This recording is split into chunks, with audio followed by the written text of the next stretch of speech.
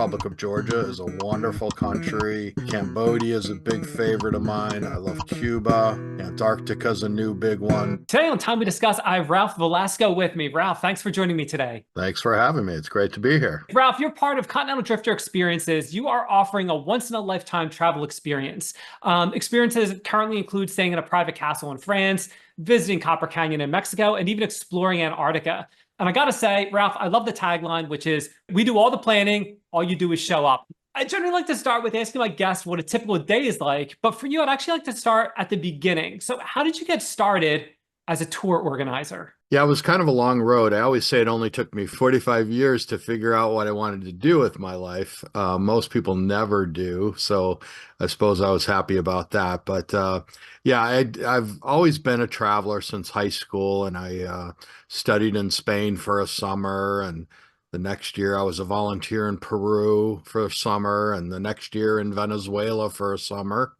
And the next year in Mexico City for from some language classes. So I since I was about 15, I've been traveling, for longer periods of time without the family and stuff. So I got hooked on travel many, many moons ago. And but it was the culmination of the perfect storm of digital photography, the internet, social media, and all these different things that sort of came together. And I'll call it the early 2000s, at least for me, and enabled me to create this business that is, I guess I call myself a digital nomad before it was really probably a term. I don't know when that term came out, but a minimalist too, getting rid of 90% of my stuff so that, because I'm on the road about 8 or 9 months out of the year doing these tours. So it just doesn't make sense to have a permanent home anywhere. And I learned that the hard way early on. When you typically go away, are you, probably varies, but how long is each trip? Is it, a week, 2 weeks? What does that look like? The trips themselves are anywhere from probably 7 to 8 days up to 14. And so it depends. I try to arrange trips so that they're back to back to back.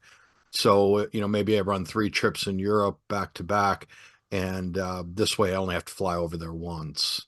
And I can do them all, maybe have a few days in between. Sometimes clients will do 2 trips because they are back to back like that. So that varies. Now, when you do this, are you typically working with a group of people that happen to already know each other, or you kind of mix in some people, like these two people, those two people? What does that typically look like? Yeah, I'm starting to do custom tours for small groups or couples, families, organizations that do probably all know each other. But for the most part, and what I've been doing for the past 16 years is putting together trips where I'll get one person will join a couple, maybe some friends, but they're typically don't know each other, at least to start. But I do a lot of planning before the trip. We do, Zoom meetings before, we do WhatsApp groups so that we all begin to get to know each other before the trip. So there's some familiarity once we're there. The other thing is that the people that I've got over 50% repeat rate on my trips. And so people are coming back over and over again, and they're getting to know each other from different trips, which is really cool. I mean, I've got one gentleman's been on probably 25 of my trips. So he knows everyone because he's probably been on a trip with them. A lot that have done 15 trips or 5, 6, 7, 8 trips. So that's one of the wonderful things about it is that people get to know each other from different trips and they become friends. And I just have the best job because these clients are more friends than anything. That's awesome. That is really, really cool. Let's go back to the beginning. So you talked about, obviously a lot of it is repeat customers now, probably even a lot of word of mouth right now too. What about when you were first starting out? How did that first client come to be? I didn't start out with international tours. Maybe a couple of years before that, I was doing simply a one-on-one with someone across the kitchen table with them and their new 1 megapixel digital camera, you know. And that, and then we might go out into the local neighborhood and do some photographing so that they can put into practice some of the new skills that they learned. Because remember, just 20 years ago, these digital cameras were a brand new thing. There was no digital phone, camera phones. So this was a whole new area that I saw a potential in for teaching people how to use the new digital devices in the field, so in Southern California where I lived, or now internationally where I do my trips. So now no pun intended, do you focus a lot on the camera aspect of it now, or is it more about the trip, or is it a healthy blend? Yeah, it's a good blend, but it did sort of when I first started doing this, and I teach a course called the Tour Organizer Training, uh, Get Paid to Travel. So people were asking me a lot about, how they could do what I do. And so I decided to create an online course around it. But what I say in that course is that you should create your trip around a specific, a special interest. So maybe it's a language, food, photography, something like that, yoga, something that brings those people together and that you could, sort of drill down, not just any traveler for, any age. So got very specific with my demographics and the people that I'm looking to bring on my trips. Typically, they're age 40s plus. They're, half retired, half are still working, maybe. Some are single, some have couples. I get a lot of single travelers that typically women, but they may be married, but the spouse doesn't want to travel for some reason, and vice versa, of course, men too. It's about getting very specific. But sorry, to answer your question, though, I started a very much a photo tour company.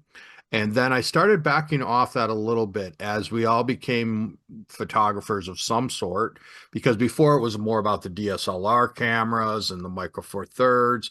And now I'm finding even myself mostly traveling with just a smartphone and loving it. The convenience, that thing's always with you. It's so versatile. It's not, this big, huge, heavy black camera that's maybe intimidating to the subject. So you just look like a regular tourist. So that's when I think you get the really nice shots, is when you don't look like a professional photographer with two bodies and lenses hanging around your chest. I've talked to a number of photographers, and they said a very similar thing about the ability to capture a remarkable photo using your phone as opposed to a traditional SLR, DSLR, or whatever. Very, very fascinating. Absolutely. But when it comes to the different locations, how do you come up with fresh locations? How do you try to top yourself, so to speak? Yeah, it's a great question. As you can imagine, these trips are my babies, and they take a lot of time and effort to put together. I typically scout a trip a year in advance. To answer your question, I typically go to places that I'm interested in. I think it's important that the tour leader be interested in the place and not just go somewhere that you think you can fill a trip to, that you may not be interested in, because that's going to come across. And I very much get into putting together a trip to a place that I haven't been, and then going there to scout one-on-one with the local tour guide or the tour operator, do all my scouting, put that trip together, and then I'd give myself about a year to both put it together and market and sell it for the next year. What happens if you're already in the process of planning? You have, maybe the year's already planned out, we'll say, and someone approaches you and they say, "Well, I really want to go to a place that is not on your current list." What do you do at that point? Is there someone else you work with? You have to wait till the following year? How do you typically handle something like that? Well, I'm doing some customized tours now. So I'm creating trips for small groups of people, couples, families, small organizations that can't go on my particular dates, because the trips that you've probably seen on my website, they all have specific dates. And not everyone can travel at that time of year for whatever reason. Maybe they don't want to travel with a small group, which I think everyone should try, because my groups are only 6 to 10. So we're not talking, small group of 24 to 50 people. That might be small by some considerations, but mine are 6 to 10 people. And so, like anything else, there's pros and cons to that. But it's fun when you can travel with other people. You don't feel like you're alone. You're strength in numbers. So people, that their camaraderie and the networking and hey, let's go grab a beer or let's go out to dinner. We got a free meal tonight, so that, that's where people join, get those lifelong friendships that I just love to see happen. You said that all these trips you kind of treat them like your kids. Um, so I'm assuming you probably don't have a favorite, but is there a favorite that you would always want to go back to? Could you think of a location? Spain comes to top of mind. It's such a wonderful country. It was the first place that I went to. I told you back when I was 15, and I studied in Spain for a summer. So that was my first real sort of without the parents international trip that really got me excited about. It was the first time I was in Europe. It got me excited about Europe in general, but Spain specifically. Other trips that I love are Georgia. The Republic of Georgia is a wonderful country. Cambodia is a big favorite of mine. I love Cuba. Antarctica is a new big one because I just got there for the first time this past February. So that was my seventh continent, and I just fell in love with it. It was fantastic. Now, I've heard with Antarctica, you're only able to go to very specific areas of the continent. You don't really have free reign, so to speak. What was that like as far as setting all that up with Antarctica? Was that difficult? Was it easy to do? What was that like? The only way that I was going to go with a group was to be able to fly down. So we actually fly from Punta Arenas, Chile, to the continent in less than 2 hours.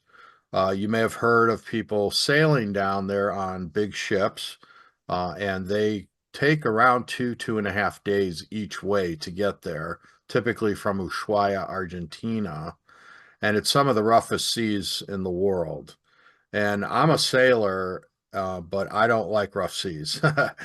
So when I found this company that does a flying cruise where we could fly down in less than 2 hours, be there, and then you fly and there's these stations down there, the research stations. But then when you get away from those, it's really just raw nature, which I thought was absolutely fantastic. Hadn't been in that pristine or wild of a place, I don't think ever. And you feel like you're off the beaten path for sure. When I was out of college a couple of years, I was looking for exotic vacations, oddly enough, and I found a trip to Antarctica, and it was like $4,000 or $5,000, I think, and for maybe a week or whatever it was. And I thought about doing it, but I ultimately decided not to. But I don't like flying. I don't like the cold. But I thought about it would be a heck of an experience. So that's really cool that you offer that as one of your trips. Oh, for sure. And you know what? It was warmer down there than it was here in Chicagoland or the Midwest or probably most of the US. Um, like a week or two earlier, it was like sub-zero freezing weather here in the Midwest. And down there, it was average 25 to 45 degrees Fahrenheit. It was beautiful. I mean, I had my jacket open, no gloves. I don't even know if I had a hat on. It was absolutely wonderful. Now, the winds can really get you, and that's what they say to be aware of. Now, if someone wants to get started and do the type of thing that you do, what would the recommended path be? Do you think that, start out kind of small, like as like a local guide, so to speak, and then go from there? What would be your recommendation? Yeah, I always am big on starting small, testing the waters, trying things out. I kind of went all in. I mean, it was a slow burn for me to obviously get where I am, but I started out, like I said, doing just little one-on-ones, sitting across the kitchen table from someone, doing walking tours in the area, testing things out. I spoke at the local city. I was living in Southern California at the time, but the local City of Newport Beach adult education program, Saddleback College, uh, some different like adult education programs where I didn't need a teaching degree, and I could test my idea. And so it was a slow burn. So I definitely recommend doing that, perhaps working for someone else for a while. But and I don't mean to be self-serving, but this course that I created called the Tour Organizer Training was man, if that course was out when I first started, I would have taken it all day long because it was $1,000. Now it's only 500, but to spend $500 and get that jump start, the amount of time and money I wasted and spent trying to figure all this out, and then when someone puts it into a package for you, that's the best money you could spend, I know. So let's hang on that in education for a second. Obviously, it sounds like the program you offer is a good idea. It sounds like it can really jumpstart someone if this is what they want to do. But as far as formal education goes, has your education helped or hindered in what you do now? Has that had any effect on that? I went to Indiana University School of Business, so the school wasn't small, but it was about small business and entrepreneurship, and so that was very helpful. I knew from an early age because I grew up in the my parents had their own restaurants. So I grew up in an entrepreneurial family. I knew I wanted to be my own boss. Didn't know exactly how, but yeah, so then I went to studied in Mexico City to get my master's in international business administration, an MIBA. And so that really helped me because now I deal with international currencies all day long, geography, planning, but it's not that you have to. I don't recommend someone getting an MIBA just to start a business like this, but it's certainly helpful, and I had done it anyway. But it definitely, I find myself uh, recalling some things that I learned that have to do with my business today. So that's always nice. When you're leading a small group of people, do you have to, I don't want to say get permission from another country, but do you have to give them like any kind of heads up? Do you have to talk to anyone that you're bringing like a tour group in, or is it just it's the same as if you're just traveling with friends? How does that work? It's kind of the same as if you're traveling with friends. I mean, I've got insurance for my business for leading tours overseas. Um, some places like Cuba are very strict on being able to bring groups down there. So that's something that I always have wanted to be above board, totally legal, because you can sneak groups in and yourself in from different countries. But if you're a US citizen, you should go legally and through the front door. And that's, of course, the only way that I would bring groups down there. Okay. Now, what about different languages? So for me, I'm very not very, I'm pretty decently well traveled within the continental United States. But really outside of that, anything overseas I've not done. And a lot of that is one, I don't like to fly, like I already said, but two, also I'm very intimidated by other languages. So is that ever an issue for the people that go with you? That they because they don't speak Spanish or they don't speak German or something like that. Does that hold a lot of people back? What's that like? Yeah, I don't think it does. The people that come on my trips are pretty well traveled. But I think it can hold some people back until they do the travel. If you haven't traveled much, I could see where it would be intimidating to think, well, I'm going to get there and it's going to be nothing but people speaking Portuguese or whatever language it is locally. And the thing is that English is the language of business. And so a lot of people in a lot of countries see the value of speaking English if they want to market to the biggest market in the world, the United States. I think it's also so we're lucky to have been born into the English language, but we're also unlucky because now we have no real incentive to learn too many other languages because it's not true, but so many people speak English, so it makes us lazy. It can make us lazy. Now, I always say that I speak Spanish and some English, so that helps me in the Spanish speaking countries.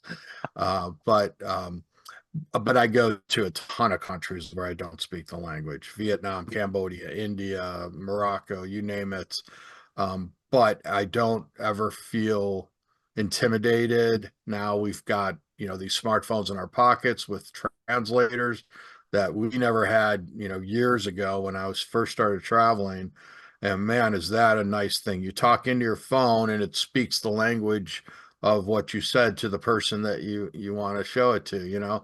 So it's the technology today is absolutely incredible. So don't ever let um, the language hold you back. Ralph, one thing I like to do whenever I have someone on the show, I like to give them the opportunity to talk about a project they're working on or a cause they believe in. If you want to talk more about your business or the classes, I'd like to hand the floor over to you and give you that opportunity. Yeah, so everyone can go to my continentaldrifter.co website. Everything's there. All my upcoming trips that I have to Antarctica, Cuba, Spain, India, Vietnam, Lapland coming up this year and next is all there. My podcasts are there. I've got a lot of blog posts that people can sift through. My anything else on my YouTube channel links are there. But the one project I'd like to talk about is I've created a new series called The Mindful and Intentional Traveler. And I've created two books in that series so far. One is 60 affirmations for travel. So it's affirmations that have to do with travel. You can do journaling, write your own notes, prompts. And then I've got a gratitudes edition.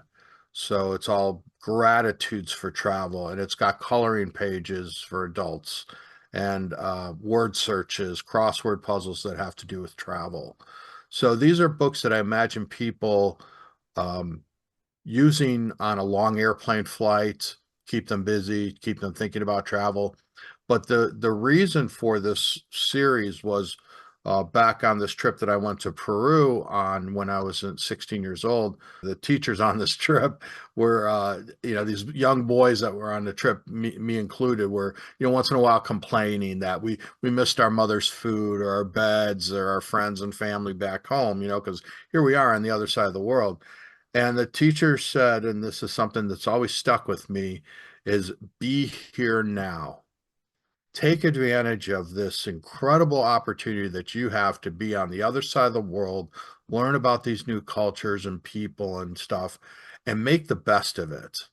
And as a photographer, I think we're almost the worst because we tend to see these places through the viewfinder of a camera. And, I often ask myself, was I really in that place? I mean, I've got a lot of nice pictures, but, was I mentally there? And I think it's so important, especially the more that I travel, to understand how important it is to be present and to really absorb the place and make the best of it and be there now.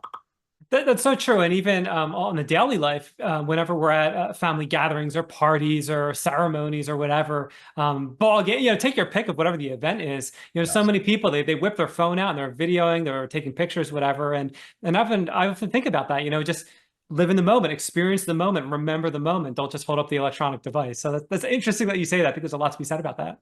Yeah. Ralph, I'll make sure that I'll put all those links in the show notes. I'll put them in the description of the show. They'll go on my website. So when people are looking for you, they can easily find you. Great. They'll make a great gift for any traveler in your life, these books. So think about that for Christmas. That's awesome. And if there are links for like Amazon or something, I'll get those from you as well. And I'll put them in the notes too. Ralph, it's been absolutely awesome having you on Time We Discuss. And we learned what it's like to be a tour organizer. Thank you so much. This was a wonderful conversation. Thank you.